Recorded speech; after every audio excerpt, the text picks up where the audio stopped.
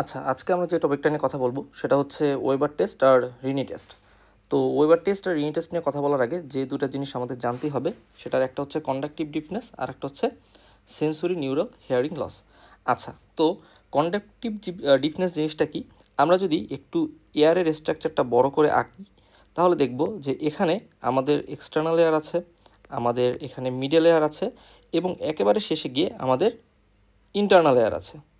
আচ্ছা, তো এই যে external layer, middle layer, internal layer, এই তিনটা পার্টের মধ্যে যদি প্রথম যে দুইটা পার্ট আছে, অর্থাৎ আমরা যদি আরও ক্লিয়ারলি বলি এক্সটার্নাল লেয়ার এবং মিডল লেয়ার, এই দুইটা পার্টে যদি কোনো প্রবলেম হয়, অর্থাৎ এদের কাজ কি?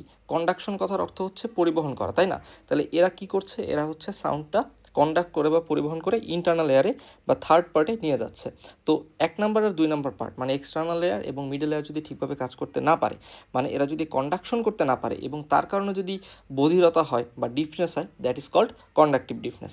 আর সেন্সরি নিউরাল হেয়ারিং লস নিয়ে আমরা যদি কথা বলি, তাহলে এই সেম স্ট্রাকচারটা নিয়ে আমরা যদি দেখি যে আমাদের এক্সটার্নাল লেয়ার থাকলো, আমাদের মিডল লেয়ার থাকলো এবং আমাদের ইন্টারনাল লেয়ার থাকলো।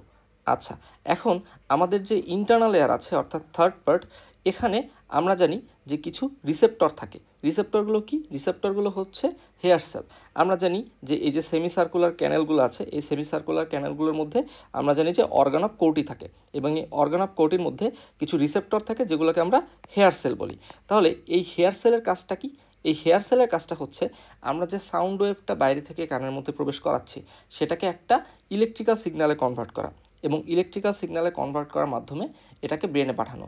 তাহলে হেয়ার সেল যদি কোনো কারণে ড্যামেজড হয় তাহলে সাউন্ড ওয়েভ ইলেকট্রিক্যাল সিগন্যালে কনভার্ট হতে পারছে না এবং আমরা তার ফলে হচ্ছে সাউন্ড শুনতে পাচ্ছি না। তো এক কথায় বললে কন্ডাকটিভ ডিফনেস মানে এক্সটার্নাল লেয়ার অ্যান্ড মিডল লেয়ারে এনি প্রবলেম যার কারণে ডিফনেস তৈরি হচ্ছে বা কন্ডাকশনের প্রবলেমের কারণে ডিফনেস তৈরি হচ্ছে।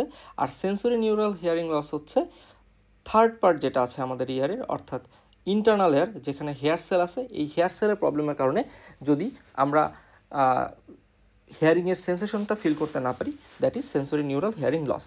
আচ্ছা, তো এরপর আমরা আসি ওয়েবার টেস্ট আর রিনি টেস্ট নিয়ে। এখন আমাদের আগে জানতে হবে যে এই ওয়েবার টেস্ট আর রিনি টেস্ট কী ধরনের টেস্ট এবং এর জন্য কী কী ইকুইপমেন্ট লাগবে। তো সবার আগে বলতে গেলে এটা হচ্ছে, এই দুটো টেস্টই হচ্ছে এক ধরনের কোয়ালিটেটিভ টেস্ট, অর্থাৎ এর মাধ্যমে আমরা বুঝতে পারবো যে কন্ডাকটিভ ডিফনেস বা সেন্সরি নিউরাল হেয়ারিং লস আছে কিনা, কিন্তু কতটুকু মাত্রায় কন্ডাকটিভ ডিফনেস আছে বা কতটুকু মাত্রায় সেন্সরি নিউরাল হেয়ারিং লস আছে তা কিন্তু আমরা এই টেস্টের মাধ্যমে বুঝতে পারবো না। দ্যাটস ওয়াই এই দুইটা টেস্টই হচ্ছে কোয়ালিটেটিভ টেস্ট। এবং এর জন্য কি ইকুইপমেন্ট লাগবে? ইকুইপমেন্টটা হচ্ছে আমাদের একটা টিউনিং ফর্ক লাগবে। ওকে, তো যে টিউনিং ফর্কটা আমাদের লাগবে সেটা যে সাউন্ডটা প্রডিউস করবে that is 512 hertz. 512 hertz. Why 512 hertz? কারণ এই 512 হার্টজ যে টিউনিং ফর্ক যে সাউন্ডটা প্রডিউস করে that is best audible by humans. আচ্ছা, তো আমরা প্রথমে কথা বলবো হচ্ছে ওয়েবার টেস্ট নিয়ে।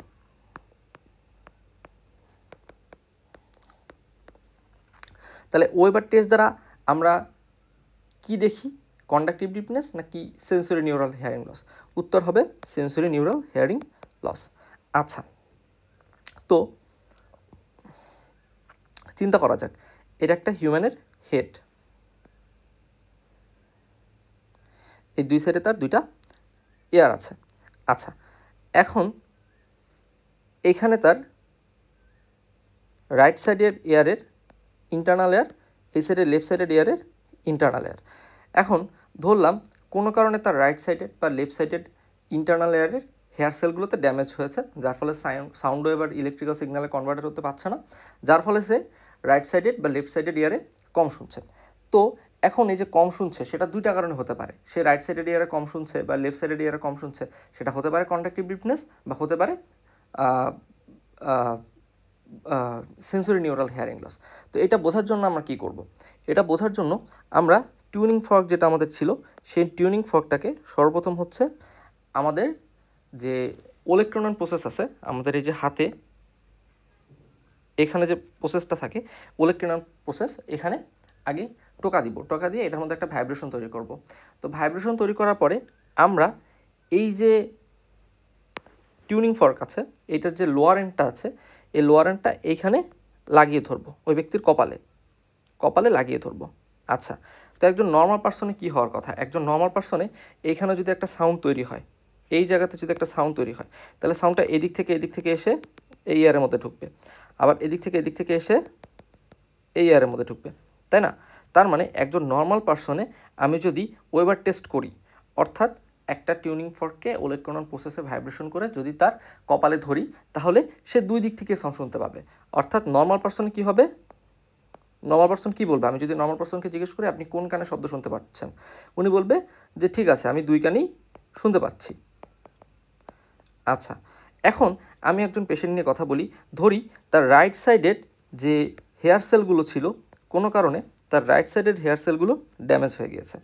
আচ্ছা, তো রাইট সাইডের হেয়ার সেলগুলো যদি নষ্ট হয়ে যায়, তাহলে সেই পার্সন কী বলবে? সেই পার্সন বলবে যে আমি লেফট কানে শুনতে পাচ্ছি, অর্থাৎ সাউন্ডটা তখন লেফট ল্যাটারালাইজড হয়ে যাবে, অর্থাৎ সাউন্ডটা শুধুমাত্র লেফট ল্যাটারাল সাইড দিয়ে আসবে, রাইট সাইড দিয়ে আসবে না, অর্থাৎ সাউন্ড আর সেন্ট্রালাইজড নাই, সাউন্ড এখন লেফট ল্যাটারালাইজড হয়ে যাবে। তাহলে যদি পার্সন বলে যে তার লেফট কানে শুনতে পাচ্ছে, সে যদি বলে যে লেফট ইয়ারে সে শুনতে পাচ্ছে, তার মানে সাউন্ড হচ্ছে লেফট ল্যাটারালাইজড হয়ে গেছে, আর এটা হচ্ছে right ear sensory neural hearing loss and sound left lateralized. আচ্ছা, এই আরেক ধরনের পেশেন্টকে আমরা যদি জিজ্ঞেস করি এবং সে যদি বলে যে আমি সাউন্ডটা রাইট কানে শুনতে পাচ্ছি, তার মানে কি? তার লেফট সাইডে সমস্যা হয়েছে, তখন আমি বলবো সাউন্ড রাইট ল্যাটারালাইজড বা লেফট ইয়ার সেন্সরি নিউরাল হিয়ারিং লস। আচ্ছা, এটা মনে রাখার একটা নেমুনিক আছে যে ওয়েবার টেস্টটা আমরা কীভাবে করি। তো ওয়েবার টেস্টটা হচ্ছে যেহেতু দুইটা কানেই এটার সমান একটা প্রাধান্য আছে, তাই না? তাহলে ওয়েবার এই ওয়ার্ডটার সাথে ওয়েদার ওয়ার্ডটার একটা সম্পর্ক আছে। তাহলে ওয়েদার মানে কি? বা। তাহলে ওয়েবার থেকে ওয়েদার মানে বা, অর্থাৎ এই টেস্টের মাধ্যমে আমরা রাইট বা লেফট কানের সমস্যা বুঝতে পারবো। ঠিক আছে, অর্থাৎ আমার দুই কানে আলাদা আলাদা করে টেস্ট করার দরকার নেই, আমি একই টেস্ট দিয়ে সমস্যা রাইট কানে আছে নাকি লেফট কানে আছে বুঝতে পারবো। তাহলে এইভাবে আমরা মনে রাখবো যে ওয়েবার টেস্ট দ্বারা একটা জায়গায় টিউনিং ফর্ক রেখে দুইটা কানের সমস্যায় বোঝা যায়। তো এইভাবে আমরা এটা মনে রাখার ট্রাই করতে পারি। আমি যদি শর্টকাটে আরেকবার রিক্যাপ করি, সেটা হচ্ছে ওয়েবার টেস্ট কি? ওয়েবার টেস্ট হচ্ছে সেন্সরি নিউরাল হিয়ারিং লস দেখা হয়, এটাকে আমি হচ্ছে ইলেকট্রনাল প্রসেসে প্রথমে 512 হার্জের একটা টিউনিং ফর্ককে ভাইব্রেট করে পেশেন্টের কপালে রাখবো এবং কপালে রাখার পর তাকে জিজ্ঞেস করবো সাউন্ড কোন দিক থেকে আসে। সে যদি বলে লেফট সাইড থেকে আসে, তার মানে শুধু লেফট সাইডের হেয়ারিং পাথওয়েটাই ঠিক আছে, রাইট সাইড নষ্ট, তার মানে রাইট সাইডের sensory neural hearing loss and sound left lateralized. একইভাবে আমি যদি পার্সনকে এইভাবে করার পর পার্সন যদি বলে যে আমি রাইট কানে শুনতে পাচ্ছি, তার মানে লেফট সাইডের সেন্সরি নিউরাল হিয়ারিং লস এবং সাউন্ড রাইট ল্যাটারালাইজড। এখন আমরা আসি রিনি টেস্ট নিয়ে। তো রিনি টেস্ট নিয়ে যদি বলি, তাহলে রিনি এই ওয়ার্ডটার সাথে কোন ওয়ার্ডের মিল আছে? পিনি, তাই না? পিনি থেকে পিনা। তাহলে আমাদের পিনার নিচে কি থাকে? আমি যদি এইটাকে আমার ইয়ার কল্পনা করি, এটার নিচে একটু পিছনের দিকে থাকে হচ্ছে মাস্টার্ড প্রসেস, তাই না? তার মানে আমার মনে রাখতে হবে যে রিনি টেস্টে টিউনিং ফর্কটাকে আমরা কোথায় রাখবো? মাস্টার্ড প্রসেসে রাখবো। আচ্ছা, এখন দেখি যে রিনি টেস্ট দিয়ে আমরা কি দেখব। তো আমরা বলেছিলাম যে কন্ডাকটিভ ডিফনেস কি সেটা নিয়ে আমরা আগেই কথা বলে এসেছি। তো কন্ডাকটিভ ডিফনেসে হচ্ছে আমাদের এক্সটার্নাল ইয়ার বা মিডল ইয়ারে কোনো একটা প্রবলেম হবে এবং এই পাথরটা হচ্ছে কন্ডাকটিভ পাথর, এরা কন্ডাকশনের কাজ করে, তাহলে এখানে একটা প্রবলেম হবে। আচ্ছা, তো নর্মালি এইটাকে যদি আমি একটা ইয়ার কল্পনা করি, আচ্ছা এর নিচে আমি ধরে নিলাম যে এই জায়গাতে আছে তার মাস্টার্ড প্রসেস। এখন এই জায়গাটাতে একটা টিউনিং ফর্ক থাকলো। আচ্ছা, আর এই জায়গাটাতে আমি আর একটা টিউনিং ফর্ক এইভাবে ধরলাম। আচ্ছা, তাহলে এই যে মাস্টার্ড প্রসেসটা আমি ধরলাম, মাস্টার্ড প্রসেসটা কি? একটা বোন না? একটা বোন। আর এই যে এইখানে টিউনিং ফর্ক আর ইয়ারের মাঝখানে যে জায়গাটা আছে, এই জায়গাটা কী দ্বারা ফিল করা? এয়ার দ্বারা ফিল করা, তাই না? তাহলে আমি একটা টিউনিং ফর্ককে প্রথমে ভাইব্রেট করে নিলাম, ভাইব্রেট করে 1 নাম্বার কন্ডিশনে এইখানে রাখলাম, 2 নাম্বার কন্ডিশনে এইখানে রাখলাম। তো যখন 1 নাম্বার কন্ডিশনে রাখলাম তখন এই যে সাউন্ডের ভাইব্রেশনটা এই পাথওয়েতে গিয়ে এয়ারের মধ্যে ঢুকছে, তাহলে এটাকে আমি বলবো এয়ার কন্ডাকশন। আর 2 নাম্বার ফিগারে আমি যখন টিউনিং ফর্কটাকে ভাইব্রেট করে মাস্টার্ড প্রসেসে রাখলাম তখন সাউন্ডটা এই পাথওয়েতে আমার এয়ারের মধ্যে ঢুকছে। তাহলে এটা যেহেতু বোনের মাধ্যমে ঢুকছে, বোন দ্বারা সাউন্ডটা পরিবাহিত হচ্ছে, তো সেটাকে আমরা বলবো বোন কন্ডাকশন বা বিসি।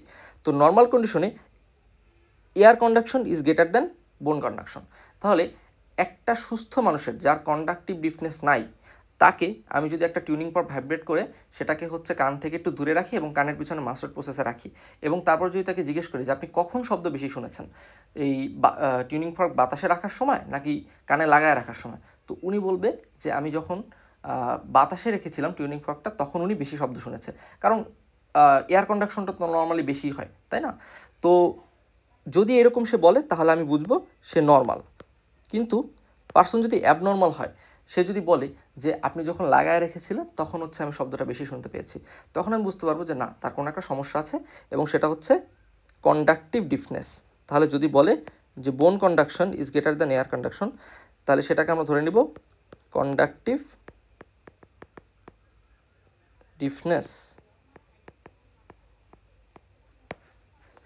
আচ্ছা, তাহলে এই ছিল আমাদের রিনি টেস্ট, ওয়েবার টেস্টের বৃত্তান্ত।